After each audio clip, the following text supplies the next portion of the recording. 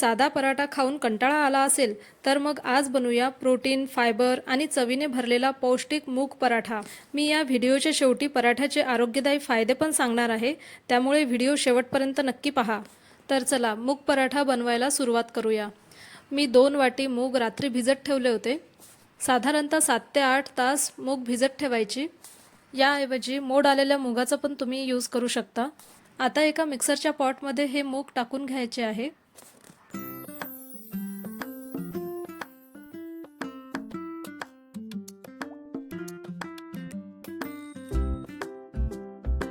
आता यातच आपल्याला 3 ते 4 हिरव्या मिरच्या टाकायच्या आहेत, 7 ते 8 लसूणच्या पाकळ्या टाकायच्या, एक छोटा तुकडा अद्रक टाकायचं आणि कोथिंबीरच्या काड्या टाकायच्या आणि त्यासोबतच कढीपत्त्याची पाने पण यात टाकायची।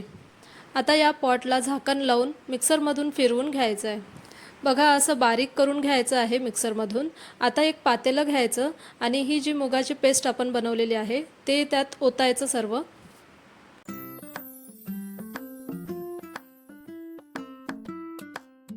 आता यात आपल्याला टाकायचं आहे 1 कप भरून गव्हाचं पीठ आणि त्यानंतर आपल्याला बेसन पीठ टाकायचं आहे। अर्धी वाटी मी बेसन पीठ इथे घेतलेलं आहे ते टाकायचं आहे। काही सुके मसाले आपल्याला टाकायचे आहे, लाल तिखट, हळद, धनिया पावडर आणि जिरा टाकायचा आहे। त्यासोबतच तीळ टाकायचं आहे। यात आपल्याला 2 ते 3 चम्मच तीळ टाकायचे आणि चवीनुसार मीठ टाकायचं आहे आणि बारीक चिरलेली कोथिंबीर पण टाकायची आहे। तुम्हाला हवं तर तुम्ही कुठलीही भाजी ह्यात क्रश करून टाकू शकता। बारीक करून कुठलीही भाजी तुम्ही यात टाकू शकता आणि हे सर्व मिक्स करून घ्यायचं आहे। आता हे चपातीला मळतो तसं पीठ मळून घ्यायचं आहे। मला थोडंसं असं पातळ वाटत होतं, त्यामुळे मी ह्यात थोडंसं अर्धी वाटी अशी गव्हाचं पीठ मी यात ॲड केलेलं आहे आणि कणिक मळून तयार करून घ्यायचं आहे। ह्यात थोडंसं हवं तर वरून तेल टाकून पीठ मळून घ्यायचं आहे आणि झाकून ठेवून द्यायचं। 10 ते 15 मिनिट झाकून ठेवून द्यायचं आहे सेट होण्यासाठी पीठ। घरात जर छोटे मुलं असतील तर असं काही मूग वगैरे ते काही खात नाही, त्यामुळे असं बारीक करून आणि ह्यात कुठल्याही भाज्या वगैरे बारीक करून पराठाच्या रूपाने आपण जर मुलांना दिलं तर खूप चांगलं आणि पौष्टिकसुद्धा त्यांच्या पोटामध्ये जाईल। आता 10 मिनिट कणिक मुरलं की असं एक गोळा तोडायचा आणि पराठा लाटून घ्यायचा।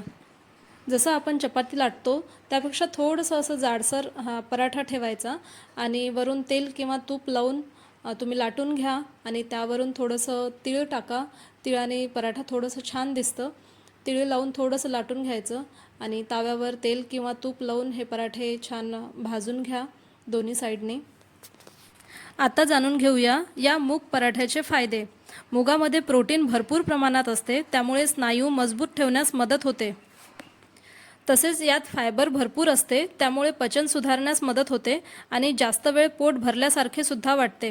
ज्यांना वजन कमी करायचं आहे त्यांनाही हे खूप फायदेशीर आहे। शरीराला ऊर्जा देण्यासाठी सुद्धा हे पराठे खूप फायदेशीर आहेत। अनेक जण मूग खातात, पण या पद्धतीने पराठे बनवले तर अधिक पौष्टिक आणि पोटभर सुद्धा होते। जर तुम्हाला वजन नियंत्रणात ठेवण्यासाठी तुम्ही काहीतरी पौष्टिक आणि हेल्दी असं बघतायत तर हे मुगाचे पौष्टिक पराठे एकदम बेस्ट आहे। हे पराठे खाल्ल्यानंतर खूप वेळ भूक पण लागत नाही, पोट भरल्यासारखे वाटते। हा पराठा डब्यासाठी एकदम चांगला पर्याय आहे। बघा अशा प्रकारे सर्व पराठे बनवून तयार करून घ्या आणि दहीसोबत किंवा कुठल्याही एखाद्या चटणीसोबत हे पराठे सर्व करा। खूप छान आणि चविष्ट असे पराठे लागतात। लहानांपासून मोठ्यांपर्यंत आवडणारे असे हे पराठे आहेत।